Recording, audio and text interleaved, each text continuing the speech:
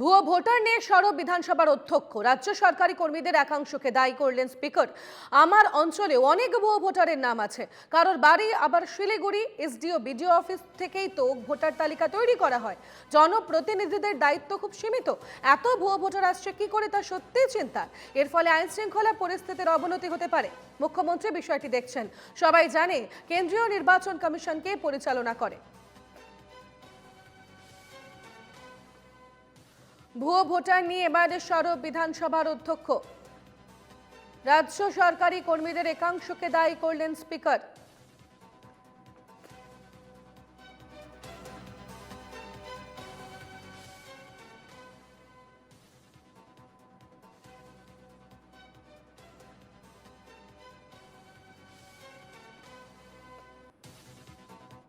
Voter তালিকা তৈরি করার দায়িত্ব সরকারি আমলাদের কিছু কিছু লোক যারা রয়েছেন তারা নিশ্চয়ই এই ধরনের কাজের সঙ্গে যুক্ত হয়ে রয়েছেন। আছে অনেক আমাদের যে বিডিও অফিস এসডিও অফিসে ওরাই তো ভোটার লিস্ট তৈরি করেন এবং ভোটার লিস্ট তৈরি করার ব্যাপারে দায়িত্ব ওদের দেওয়া রয়েছে। আমরা কি করতে পারি? আমরা ইনক্লুশনের জন্য বলতে পারি, এক্সক্লুশনের জন্য কারেকশন, এইগুলো আমাদের এর বেশি কিছু করার ক্ষমতা নেই। নির্বাচন কমিশন কাদের নিয়ন্ত্রণে আপনারা তো সবাই জানেন, এই তো কেন্দ্র সরকারের নিয়ন্ত্রণে, এবং তারা কি উদ্দেশ্য নিয়ে করছেন এটা আমাদের চিন্তা ভাবনা করে দেখতে হবে। শিলিগুড়ির লোকের ভোটার লিস্টের নাম যদি বারুইপুরে ঢোকে, এটা যথেষ্ট চিন্তার বিষয়। এবং আমাদের বারুইপুর কনস্টিটিউয়েন্সিতে এমন অনেক ভোটারের নাম আছে যারা বারুইপুরে থাকেনই না। এবং এটা কি করে করছে, কারা করছে, তদন্ত করে দেখা হচ্ছে। মাননীয় মুখ্যমন্ত্রী তিনিও তো বলেছেন এই ব্যাপারে সতর্ক থাকতে হবে। তবে বিডিও আর এসডিও তাদের এই ব্যাপারে আরও বেশি সতর্ক হওয়া দরকার। সামনে নির্বাচন রয়েছে, যদি এইভাবে ভুতুরে ভোটার তৈরি করা হয়, ভোটার লিস্টে ভুতুরে নাম ঢুকিয়ে দেওয়া হয়, তার যথেষ্ট চিন্তার বিষয় রয়েছে। এবং তাতে শুধুমাত্র চিন্তা না, আইন শৃঙ্খলার একটা পরিস্থিতির অবনতি হতে পারে। আমরা যারা জনপ্রতিনিধি, আমরা যারা রয়েছি, আমরাও সতর্কতার সঙ্গে দেখছি, স্ক্রুটিনি করে।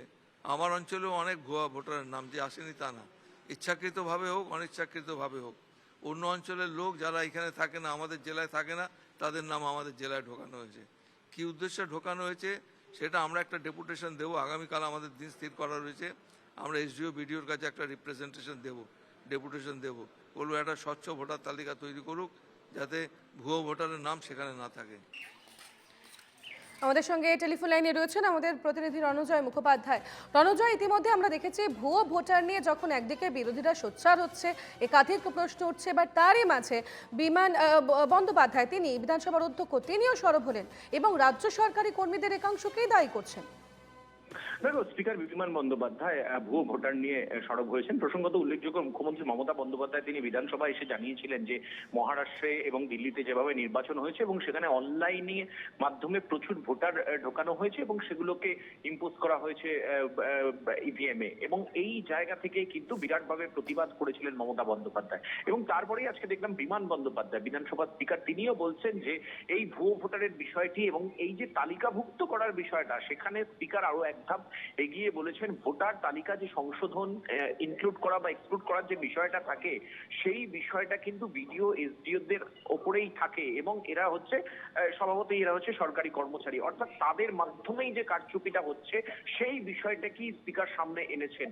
এবং এই জায়গা থেকেই আগামীকাল স্পিকারের তরফ থেকে, তার কনস্টিটিউয়েন্সির তরফ থেকেও কিন্তু ডিএম এর কাছে দরবার করা হবে। প্রসঙ্গত উল্লেখযোগ্য, আজকে বিকেল 4টের সময় বারাসাতে জেলা শাসকের কার্যালয়ে যাচ্ছেন পরিষদীয় মন্ত্রী শোভনদেব চট্টোপাধ্যায়, এই ইস্যু নিয়েই যাচ্ছেন।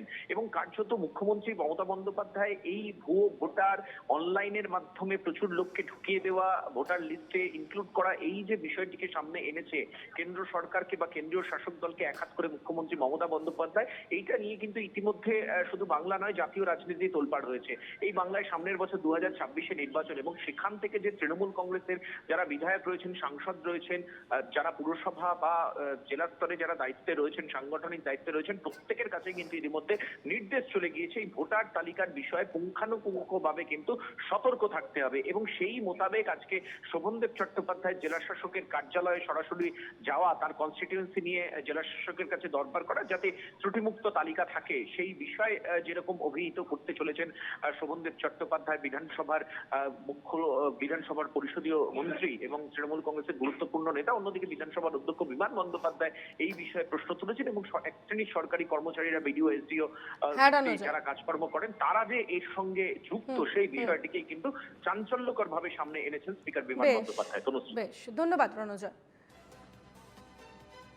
ইতিমধ্যে এই গোটা বিষয়টিতে কি প্রতিক্রিয়া দিচ্ছেন অধীররঞ্জন চৌধুরী, শোনাবো। স্পিকার একটা সংসদীয় পদ, তাকে আমি আদেশ দিতে পারি না কি করতে হবে না করতে হবে। ভুয়া ভোটার কি সঠিক ভোটার তার জন্য রাজ্য আছে, তার জন্য কেন্দ্র আছে। ভোটার তালিকায় যেমন নাম নথিভুক্ত করা হয় রাজ্যের কর্মচারীদের দিয়ে, যাদেরকে আমরা বলি বিএলও, মনে করে রাখবেন, বুথ লেভেল অফিসার। প্রত্যেক এলাকায়, মিউনিসিপ্যালিটিতে, পঞ্চায়েতে বিডিওরা এই ব্লক বুথ লেভেল অফিসার নিয়োগ করছে।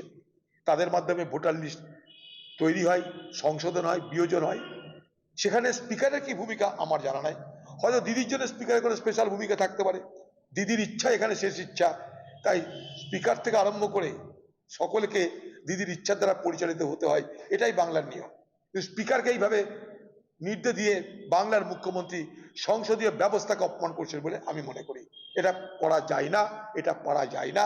এটা ভারতবর্ষের সংবিধানকে অবমাননা করা হয়, ভারতবর্ষের সংসদীয় ব্যবস্থাকে অবমাননা করা হয় বলে